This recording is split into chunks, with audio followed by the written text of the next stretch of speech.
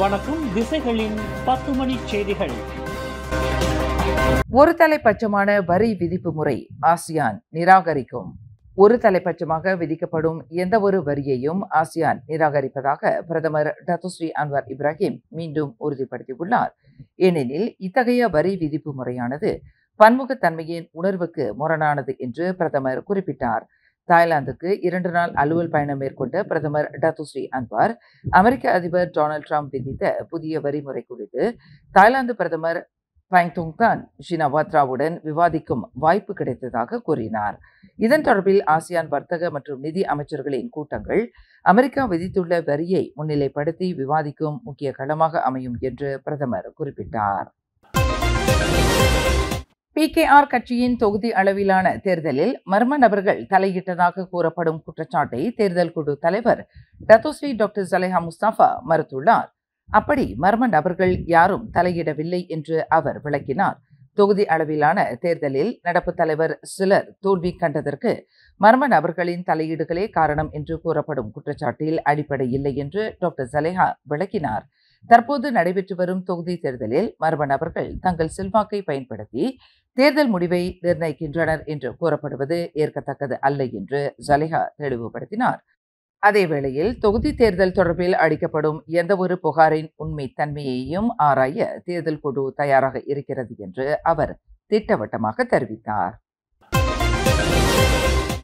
ஜலோகமிலாங் தேசிய கொடி வரைபடத்தை பிறை சின்னமின்றி பிரசுரித்தது தொடர்பில் சீன பத்திரிகையான சின்சியூ டெய்லி மற்றும் அந்த படத்தை மறுபிரசுரம் செய்த மற்றொரு சீன பத்திரிகையான குவாங்வா ஆகியவற்றுக்கு எதிராக மலேசிய தொடர்பு பல்லூடக ஆணையமான MCMC மேற்கொண்ட விசாரணை முடிவுற்றது.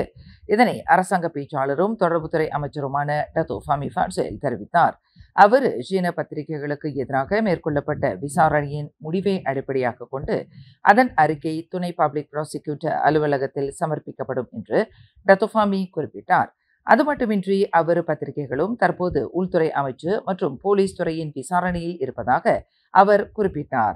உள்துறை அமைச்சு 1984ஆம் ஆண்டு அச்சக சட்டத்தின் கீழ் விசாரணை செய்து வருவதாகவும் அவர் சுட்டிக்காட்டினார். நிறுவனத்திற்கு சொந்தமான ரகசியம் காக்க வேண்டிய முக்கிய ஆவணங்களை அம்பலப்படுத்த முயற்சித்ததாக தேசிய பெட்ரோலிய நிறுவனமான பெட்ரோனாஸின் முன்னாள் நிர்வாகி ஒருவர் கோலாலம்பூர் செஷன்ஸ் நீதிமன்றத்தில் இன்று குற்றம் சாட்டப்பட்டார். 40 வயதுடைய முகமது கைருல் அஹ்மல் முகமது ஜஸ்னி என்ற அந்த முன்னாள் நிர்வாகி கடந்த ஆண்டு ஜூன் மாதம் பெட்ரோனாஸின் நிதி மற்றும் நிர்வாக செயல்பாட்டு திறன் சம்பந்தப்பட்ட முக்கிய ரகசிய ஆவணங்களை சரவா பெட்ரோலிய நிறுவனமான பெட்ரோஸிடம் அம்பலப்படுத்த முயற்சித்ததாக குற்றம் சாட்டப்பட்டார்.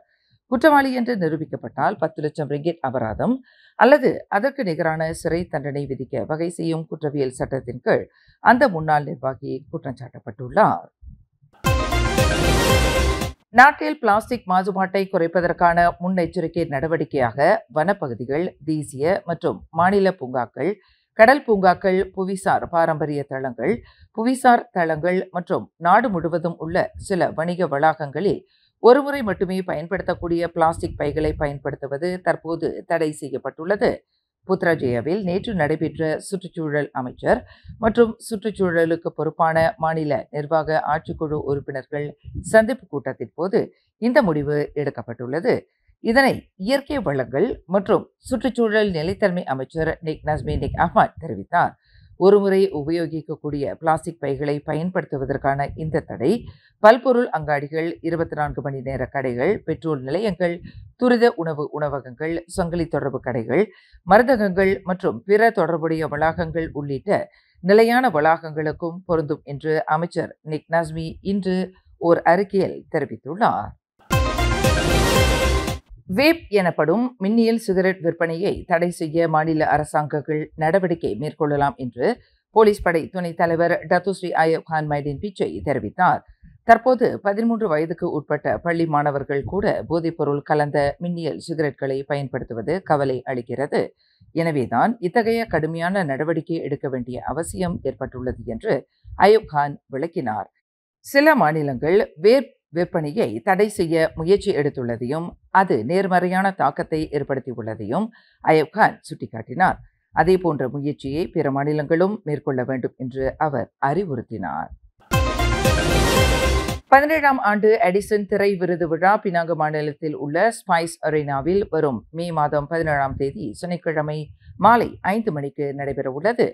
அந்நிகழ்விற்கு தமிழகத்தில் இருந்து சுமார் 50 நடிகர் நடிகைகள், இயக்குநர்கள், இசையமைப்பாளர்கள், பின்னணி பாடகர்கள், நகைச்சுவை கலைஞர்கள், எடிட்டர்கள், கேமராமேன்கள் போன்றவர்கள் விருது பெற உள்ளனர்.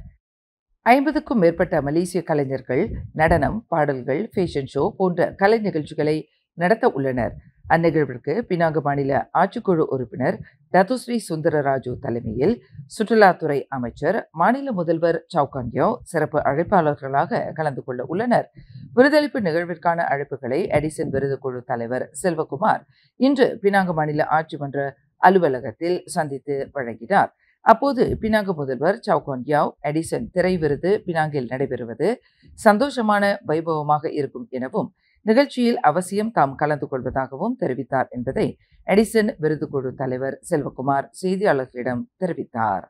இதுகுறித்த மேல் விவரங்களுக்கு 016 616 7708 என்ற எண்ணில் தொடர்பு கொள்ளுமாறு கேட்டுக்கொள்ளப்படுகின்றனர். இம்மாதம் 1ஆம் தேதி புத்ரா ஹைட்ஸில் நிகழ்ந்த எரிவாயு குழாய் வெடி விபத்து தொடர்பான தொடக்க கட்ட தொழில்நுட்ப விசாரணை அறிக்கை அடுத்த வாரத்திற்குள் தயாராகும் என்று எதிர்பார்க்கப்படுகிறது. சம்பவ இடத்தில் மேற்கொள்ளப்பட்ட தோண்டுதல் பணிகளின் மூலம் வெடிப்புக்குள்ளான எரிவாயு குழாய்களை கண்டுபிடிக்கும் முயற்சி வெற்றி அளித்திருப்பதாக ஸ்லாங்கூர் போலீஸ் தலைவர் டத்தோ ஹுசேன் ஒமர் கான் தெரிவித்தார். போலீஸ் படை, தீயணைப்புத்துறை மற்றும் வேலையிட பாதுகாப்பு சுகாதாரத்துறை ஆகியவை சம்பவ இடத்தில் தடயவியல் ஆய்வு பணிகளை மேற்கொண்டு வருவதையும் டத்தோ ஹுசேன் ஒமர் விளக்கினார். சம்பவ இடத்தில் மண் தோண்டும் பணிகள் கிட்டத்தட்ட நிறைவு பெற்றுவிட்டன.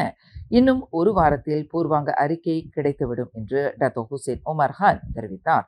ஸ்லாங்கூர் ராஜமுடா தங்கு அமீர் ஷா தலைமையில் இன்று நடைபெற்ற பண்டா கண்ட்ரி ஹோம்ஸ் போலீஸ் நிலையத்தின் திறப்பு விழாவில் கலந்து கொண்ட பின்னர் செய்தியாளர்களிடம் டத்தோ ஹுசேன் ஒமர் இதனை தெரிவித்தார். கல்வி முறையில் டிஜிட்டல் தொழில்நுட்பம் மற்றும் செயற்கை நுண்ணறிவின் பயன்பாட்டை வலுப்படுத்தும் முயற்சியாக வரும் 2027ஆம் ஆண்டுக்குள் நாடு முழுவதும் 10,000க்கும் மேற்பட்ட பள்ளிகளில் ஸ்மார்ட் போர்டுகள் பொருத்தப்படுவதை கல்வி அமைச்சு நோக்கமாக கொண்டுள்ளது என்று அதன் அமைச்சர் ஃபல்லினா சிடே தெரிவித்தார். ஆசிரியர்களின் செயல்பாட்டு மையங்களை கல்வி தொழில்நுட்பத்திற்கான சிறந்த மையங்களாக மேம்படுத்துவது உட்பட துணை திட்டங்களையும் கல்வி அமைச்சு தயாரித்து வருவதாக ஃபல்லினா கூறினார். வரும் 2027ஆம் ஆண்டுக்குள் அனைத்து பள்ளிகளிலும் ஸ்மார்ட் போர்டுகளை பொருத்துவதற்கான இலக்கு நிறைவேற்றப்படும் என்று ஃபல்லினா நம்பிக்கை தெரிவித்தார். இன்று நடைபெற்ற பினாங்கு பள்ளிகளுக்கான ஸ்மார்ட் போர்டுகள் ஒப்படைப்பு நிகழ்வில் கலந்து கொண்ட பின்னர் செய்தியாளர்களிடம் பேசும்போது அமைச்சர் இதனை குறிப்பிட்டார். தமிழ் பள்ளி தலைமையாசிரியர்களுக்கான கல்வி மற்றும் தலைமைத்துவத்தில் AI செயற்கை நுண்ணறிவு தொழில்நுட்பம் தொடர்பான ஆய்வரங்கு ஒன்று கடந்த ஏப்ரல் 15ஆம் தேதி காலை 9 மணிக்கு புக்கிட் ஜாலில் ஏசிய பசிபிக் பல்கலைக்கழகத்தில் சிறப்பாக நடைபெற்றது. ஸ்லாங்கூர் மாநில தமிழ் பள்ளி தலைமையாசிரியர் மன்றம், ஏசிய பசிபிக் பல்கலைக்கழகத்தின் தொழில்நுட்பம் மற்றும் புத்தாக்க பிரிவு, STS ICT கன்சல்டன்ட் நிறுவனம் மற்றும் கல்வி அமைச்சு ஆகியவற்றின் ஏற்பாட்டில் நடைபெற்ற இந்த ஆய்வரங்கில் ஸ்லாங்கூர் மாநிலத்தைச் சேர்ந்த தமிழ் பள்ளி தலைமையாசிரியர்கள் திரளாக கலந்து கொண்டனர். தமிழ் பள்ளி தலைமையாசிரியர்களின் பதிவுக்கு பிறகு தொடங்கிய இந்த ஆய்வரங்கில் ஆசிய பசிபிக் பல்கலைக்கழகத்தின் தொழில்நுட்பம் மற்றும் புத்தாக்கத்துறை முதுநிலை விரிவுரையாளர் டாக்டர் செல்வகுமார் சாமுவல் கல்வி மற்றும் பள்ளி தலைமைத்துவத்தில் AI-யின் நோக்கங்கள் பற்றிய அறிமுக உரை நிகழ்த்தினார். முதல் அங்கத்தில் ஏசிய பசிபிக் பல்கலைக்கழகத்தின் தலைமைச் செயல்முறை அதிகாரி குர்பர்தீப் சிங் சிறப்புரை ஆற்றினார். பள்ளி தலைமைத்துவத்தில் AI-யின் பங்கு மற்றும் முடிவெடுப்பதில் ஏற்படக்கூடிய மாற்றம், நிர்வாகத்திறன், AI சார்ந்த பள்ளி மேம்பாட்டு உத்திகள், கொள்கை திட்டமிடல், செயல்திறன் கண்காணிப்பு மற்றும் நிறுவன வளர்ச்சி குறித்து குர்பர்தீப் சிங் விவரித்தார். காலை சிற்றுண்டி இடைவெளிக்கு பிறகு காலை 10:45 மணிக்கு தொடங்கிய இரண்டாவது அங்கத்தில் STH ICT கன்சல்டன்ட் சுண்டியான் பர்ஹாட் நிறுவனத்தின் தோற்றுநர் திருமதி திலகவதி பாலச்சந்திரன் நிகழ்விற்கு தலைமையேற்று உரை நிகழ்த்தினார். ICT மற்றும் AI செயற்கை நுண்ணறிவின் ஒருங்கிணைப்பு மற்றும் வகுப்பறையில் மாணவர் மத்தியில் அவை குறித்து ஆர்வத்தை தூண்டுதல் முதலியவை பற்றி திலகவதி விவரித்தார். மேலும் இலக்கவியல் யுகத்தில் வலுவான கல்வி தலைமைத்துவத்தின் முக்கியத்துவத்தையும் அவர் வலியுறுத்தினார். தவிர தமிழ் பள்ளிகளில் மாணவர்கள் மற்றும் ஆசிரியர் சமூகத்தை பலப்படுத்தக்கூடிய AI மற்றும் ICT சாதனங்களின் பயன்பாட்டு முறை குறித்தும் திலகவதி விரிவாக விளக்கினார். ஒட்டுமொத்தத்தில் மாணவர்கள் மற்றும் ஆசிரியர்களிடையே இலக்கவியல் பற்றிய மனநிலையை ஊக்குவிக்கும் களமாக இந்த ஆய்வரங்கு மிக ஆக்கப்பூர்வமாக அமைந்தது. மேலும் செய்திகளை தெரிந்து கொள்ள கீழே இருக்கும் பெல் பட்டனை அழுத்துங்கள். உங்கள் மகிழ்ச்சியை வெளிப்படுத்த லைக் மற்றும் ஷேர் செய்யுங்கள். தொடர்ந்து திசைகளோடு இணைந்திருக்க சப்ஸ்கிரைப் செய்யுங்கள்.